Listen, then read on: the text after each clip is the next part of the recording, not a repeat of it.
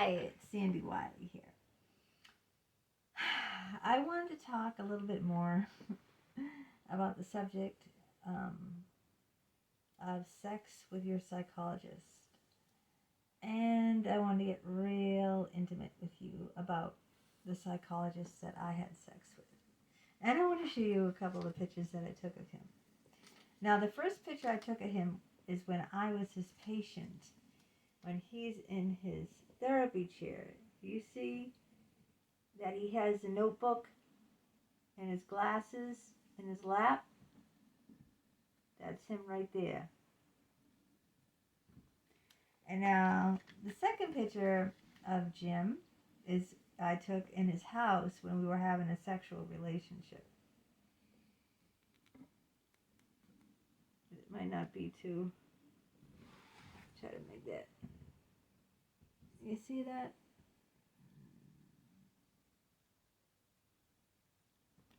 Now, the reason why I want to talk about this is because even though this has been around since probably the time of Freud, it's a subject that isn't broached enough.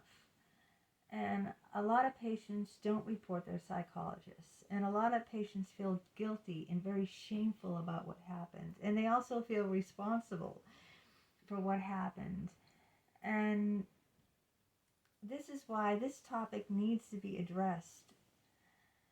And because I have such a personal experience, a profound experience with this, that's why I feel like it's my mission to come out and openly talk about it. I felt responsible for Jim, and that's not supposed to really be the way. That's not supposed to it's not my responsibility. I'm the patient going to therapy for help.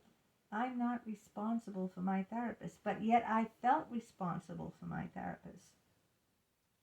Because if you've been following me, you know I was severely abused by my mother, physically, verbally, and emotionally, every which way except sexually. And my father was a paranoid schizophrenic. And I used to be very frightened when my father would get into, his psychotic rages where he'd, try to bar the house down and tell me that people are trying to kill us. I was petrified as a little girl. Can you imagine hearing that, your father trying to lock the house up and that people outside are trying to kill us, or there's a bomb in the house? I mean, that's what I heard. And I would scream and cry because I'm frightened, and my mother would start beating me and saying, calling me these horrible names and say, F you, F you.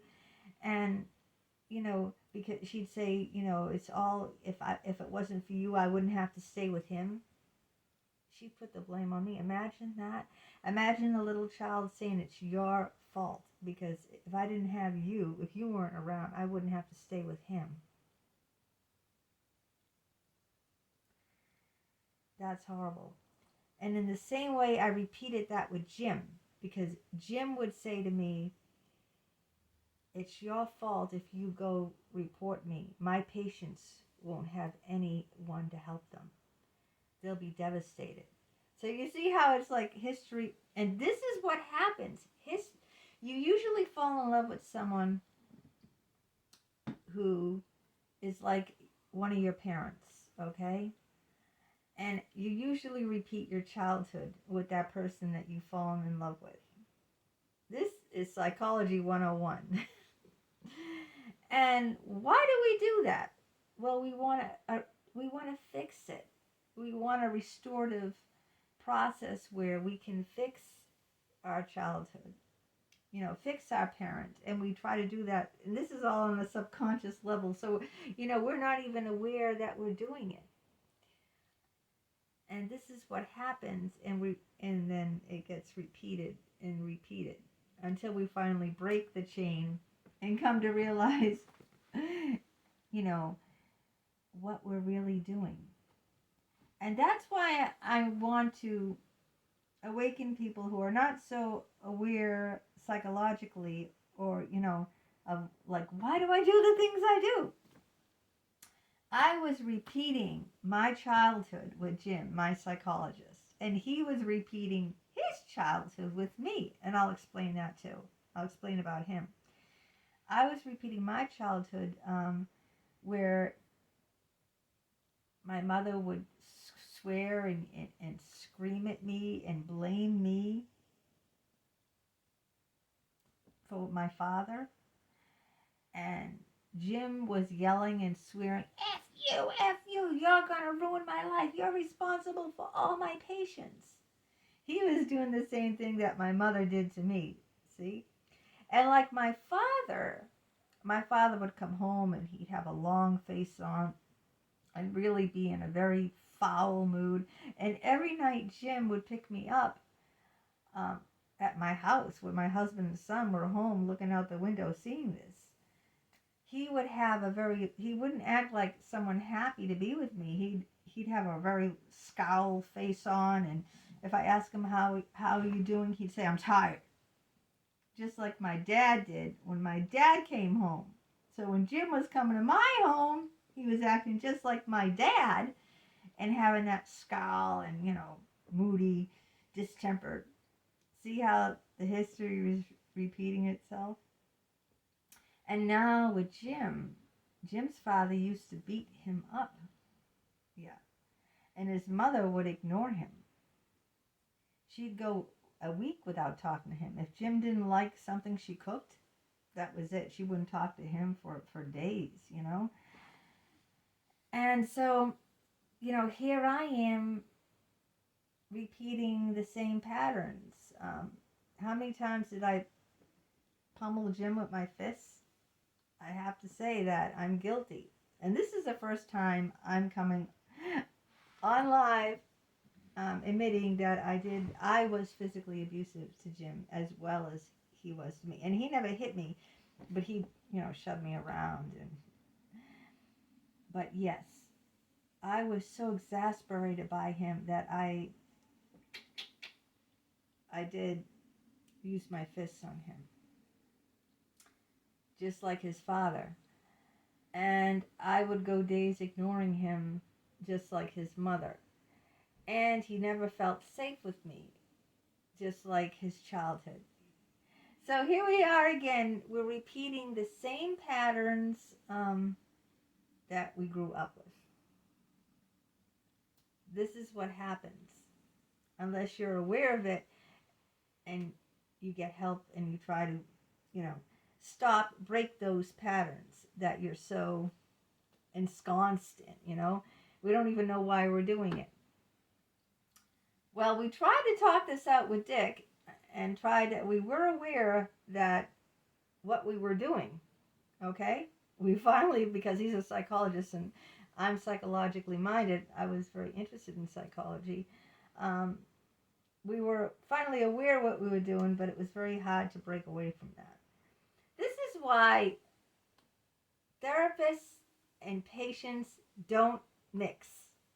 That is why there are laws out there. Because the patient gets hurt and it can ruin the therapist's life because they'll lose their license and their livelihood. So what I thought was love, because it's all too familiar, it's repeating my childhood all over again, turned into a nightmare. It turned into a disaster. I felt very guilty. I felt responsible for Jim. I tried to help Jim, but I wasn't his psychologist and it wasn't my idea to help him. He couldn't help me. He ruined my life. I turned to alcohol. It's very easy to get into the trap where you think, you're in love with the person because, therapy is very, very intimate. It's extremely intimate. It's two people alone in a room. And the patient is pouring their heart and soul out to this person. And I think Jim was very attractive. Can you see that? What do you think?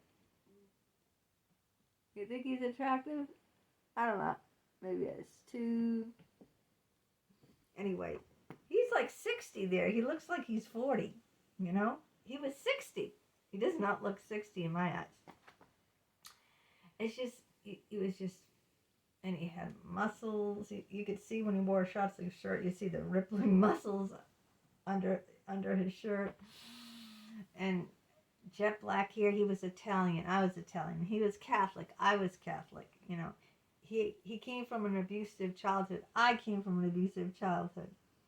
We both did yoga.